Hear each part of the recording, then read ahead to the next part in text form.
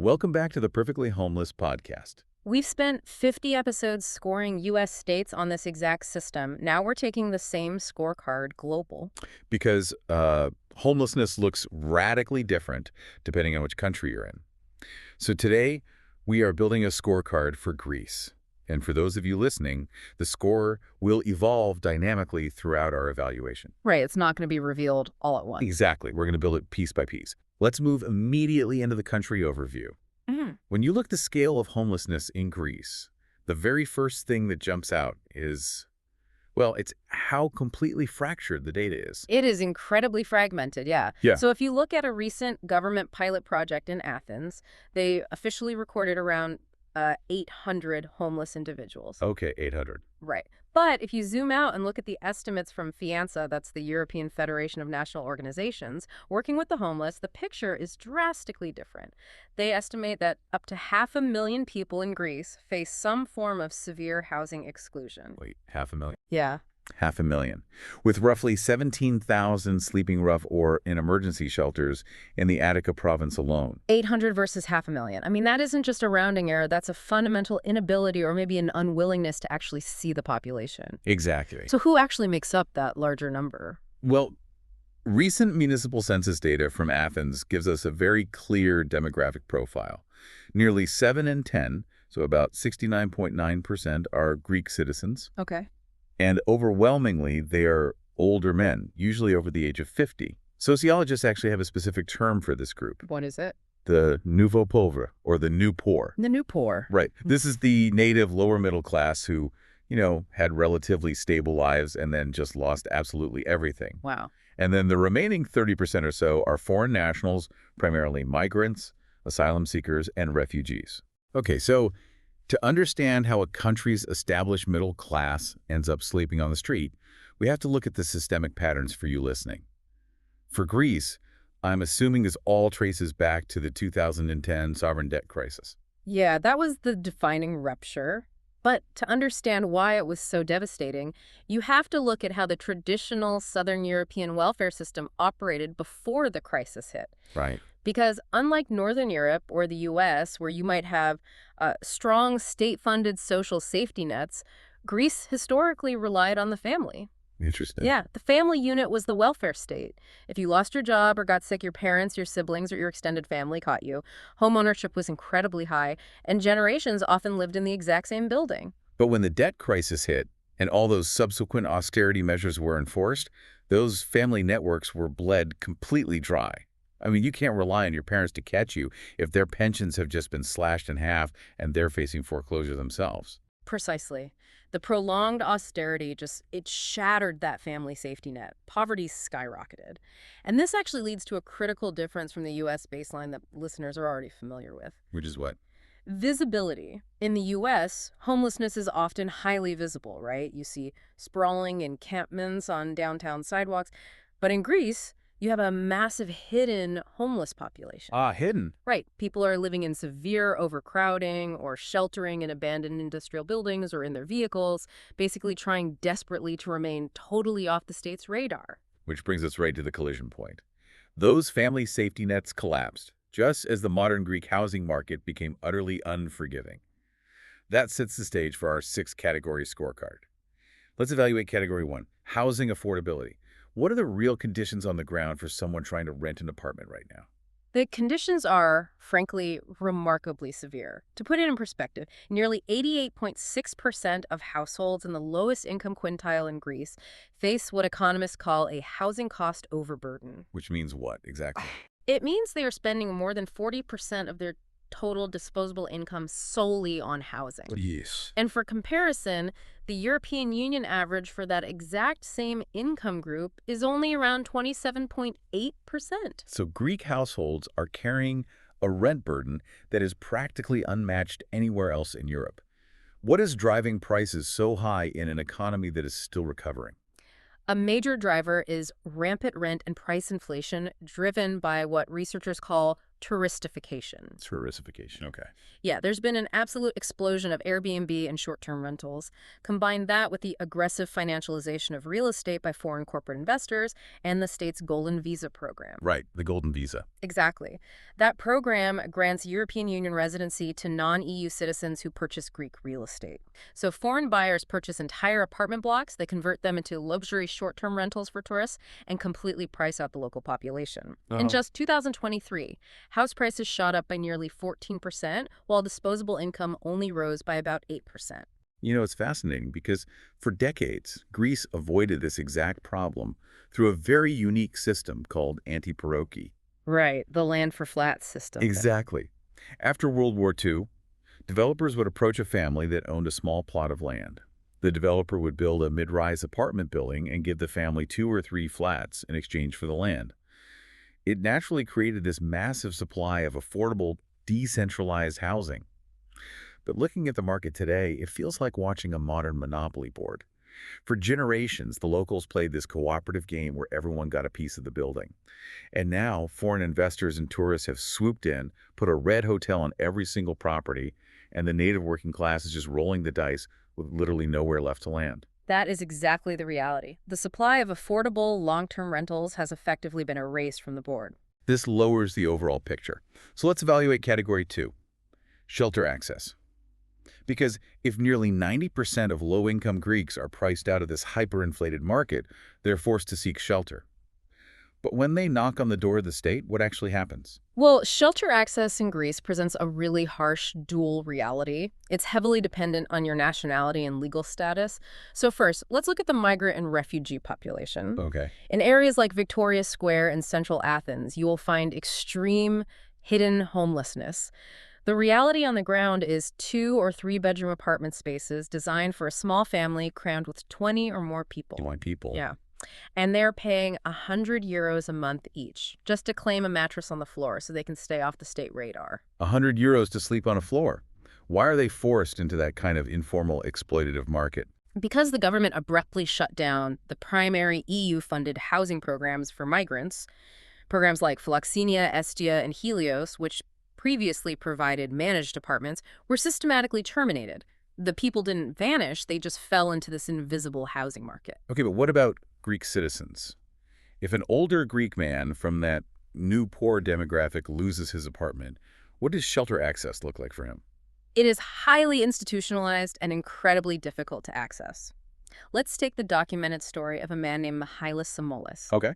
He was an ex-logistics entrepreneur. He owned his own truck, ran his business. But when the crisis hit, supply chains froze, he lost everything, and eventually found himself sleeping on the street. Today, he lives in a municipal shelter at the Old Ionis Hotel, which houses about 140 people. But getting a bed there is not simply a matter of asking for help. What are the barriers? Well, it's an unstaffed, cooperatively run shelter. The residents are responsible for all the daily operations. So to enter, you have to prove you have 0 income. And more importantly, you have to pass rigorous medical and psychological tests. Tests for what? You have to be tested for HIV, hepatitis, severe dermatological issues, and psychiatric illnesses. You must be entirely self-reliant to qualify. Wait, let me make sure I understand the logic here. If the state requires you to be perfectly healthy and self-reliant just to get a bed, where do the people go who actually need care? Like if you suffer a severe mental health break because you just lost your business in your home, the state's response is to say you aren't healthy enough to get a bed. That is the gaping hole in the Greek system. The municipal shelters don't have the funding for clinical care or on-site medical staff. If you have severe depression or an addiction, the system simply cannot absorb you. You're barred from entry. Wow. You're just left to the streets, or you have to try to find space in heavily overburdened facilities run by nonprofits. This shifts the score. Let's evaluate category 3, criminalization and enforcement. When people are locked out of the housing market and barred from the shelters, they inevitably end up in public spaces. How does the law treat them? The legal landscape is defined by strict nationwide enforcement laws.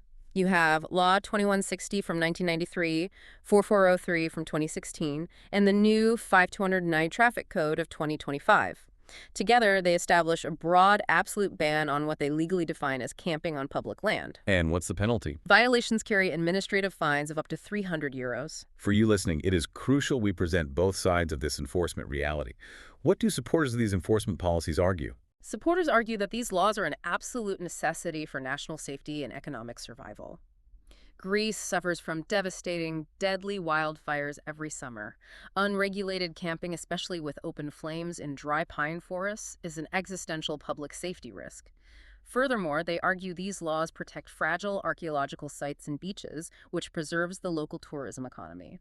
And since tourism is the lifeblood of the country, supporters argue it suffers irreparably when public spaces are overrun. Okay, that's the argument for. And what do the critics contend? Critics contend that these laws are draconian and violate basic civil rights. They argue that the policies unfairly punish vulnerable people who have no malintents and are just trying to survive. To the critics, this is effectively criminalizing poverty in the country that invented democracy. I think the friction really lies in the definition of camping. Because we aren't just talking about tourists pitching massive canvas tents on the steps of the Parthenon. Under this interpretation, if someone is living in their vehicle and they simply place a folding chair on the pavement outside their car door to sit in the breeze, that triggers a €300 fine. That doesn't feel like regulating tourism. That feels like penalizing the basic physical act of existing. Right. The strict interpretation on the ground certainly targets the exact behaviors that are necessary for basic survival when you lack a physical home. Based on this, the current draft score is coming up on your screen right now. For those of you tracking the metrics, you are now seeing the preliminary score overlay labeled draft score. I want to emphasize strongly to you, this is not the final score. We're only halfway through our evaluation. The remaining categories could significantly alter the final result. Exactly. Let's continue building the scorecard with Category 4, Vehicle Dwelling Friendliness. We just touched on the chair outside the car, but let's dive into the lived reality of actually dwelling in a vehicle in Greece. We see two distinct typologies of vehicle dwellers here. First, you have the chronic urban poor in major cities like Athens. A stark example is an elderly pensioner couple in the Kypsili neighborhood. They lived in their small passenger car for 3 years simply because their fixed retirement income could no longer cover the surging local rents. 3 years in a sedan. Yes. Moving the car constantly to avoid neighbors calling the police, trying to remain totally invisible. And what is the second typology? The second is driven entirely by that tourism economy. You have displaced public sector workers, teachers, medical staff, police officers who are assigned to work on popular islands like Mykonos or Santorini. Oh, I see where this is going. Right. Because short-term tourist rentals have eliminated all affordable housing, these fully employed essential workers are literally forced to sleep in their cars during the tourist season. What are the actual legal protections for someone in that situation? Well, the new law 50209 of 2025 did clarify some protections. It states that sleeping inside a legally parked vehicle under 7.5 meters is permitted, but it strictly prohibits any form of installation. You cannot deploy side awnings, no stabilizing legs, and no chairs or cooking equipment outside the vehicle. Which brings up a massive environmental hazard. Living in a car in Athens in August is like trying to survive in a mobile greenhouse. Yeah. It might be technically legal under the new traffic code, but it's physically torturous. You have 40 degrees Celsius or 104 degree Fahrenheit summer heat waves turning these cars into thermal traps. And because of the strict fire bans, you can't even use a basic camping stove outside to cook a meal. Right. The legal framework allows you to park, but the intersection of the climate and the anti-camping regulations makes actual survival incredibly dangerous. This lowers the overall picture. Let's evaluate Category 5. Outreach and social services. If the housing market is closed, the shelters require perfect health, and you're baking in a car who is actually stepping in to help. Because the state's welfare system is structurally anemic, civil society and NGOs are doing the heavy lifting. Organizations like Praxis, Emphasis, and Kilometrika serve as the primary safety net. What kind of services do they offer? Praxis, for example, operates vital drop-in centers offering showers and legal help. But the demand is so overwhelming now that individuals need to book an appointment slot days in advance just to get a cup of coffee or a shower. Just for a coffee. Unbelievable. Yeah. And then you have Emphasis, which operates mobile street outreach teams. They take hygiene kits and real-time medical support directly to rough sleepers and those hiding in vehicles. It's incredible work, but looking at this from a systemic level, I have to point out the extreme fragility of this setup. How sustainable is it for a modern European nation to rely almost entirely on volunteer burnout and nonprofits to keep its citizens alive? It's highly precarious. It's heavily dependent on external European funding grants rather than permanent state support. This raises the overall picture. But it leads us directly into our final category, Category 6, Pathways to Permanent Housing. How does a person actually escape this cycle? The state's primary intervention is a program called Housing and Work for the Homeless. For 2025, it operates with a budget of 15 million euros. The design is to provide up to 24 months of rental assistance combined with clinical support. 24 months of guaranteed rent paid. That sounds like a solid, stabilizing pathway. On paper, it's a strong model, but it contains a fatal structural flaw. Greece has zero public social housing stock. Zero, as in the state owns no apartments for this program. Effectively zero. This program relies entirely on the private rental market. The state pays private landlords directly, but once that 24-month subsidy ends, participants are thrown right back into the hyper-financialized, unaffordable rental market. So the state is just renting a temporary Band-Aid. I mean, the state doesn't own any housing. Aren't they just renting a temporary Band-Aid from the very private market that caused the crisis? That is the core structural critique, yes. Without permanent social housing stock, this pathway is often circular. This finalizes the evolving score. Let's move to our final summary and reveal the grades. To summarize, Greece's major strengths lie in a resilient and dedicated NGO network, and recent legal clarifications preventing arbitrary traffic fines for sleeping in legally parked cars. But the major weaknesses are severe. There is a total lack of public social housing, deep hidden homelessness among migrants, and an affordability crisis driven by unchecked tourism and foreign investment. Based on these realities, we have assigned the following letter grades. Okay, let's hear them. Housing affordability grade. F. Shelter access grade. D-. Criminalization and enforcement grade. D. Vehicle dwelling friendliness grade. D. Outreach and social service grade. B-. Pathways to permanent housing grade. D+. Which brings us to the final result. The final perfectly homeless country score for Greece is a D. Greece receives this score because the total collapse of its traditional family-based welfare system has collided with unchecked real estate financialization, leaving its native working class and migrant populations utterly exposed to a market with zero public safety nets. In a country famous worldwide for its ancient ruins, the real tragedy is the modern ruin of its housing system. That's the perfectly homeless country score for Greece. Thanks for tuning in. I'll see you on the next one. If you'd like to learn how this AI-produced podcast was made, check out our sister channel, AI After 60. Learn to use AI in very simple and easy-to-understand terms. That's AI After 60 on YouTube.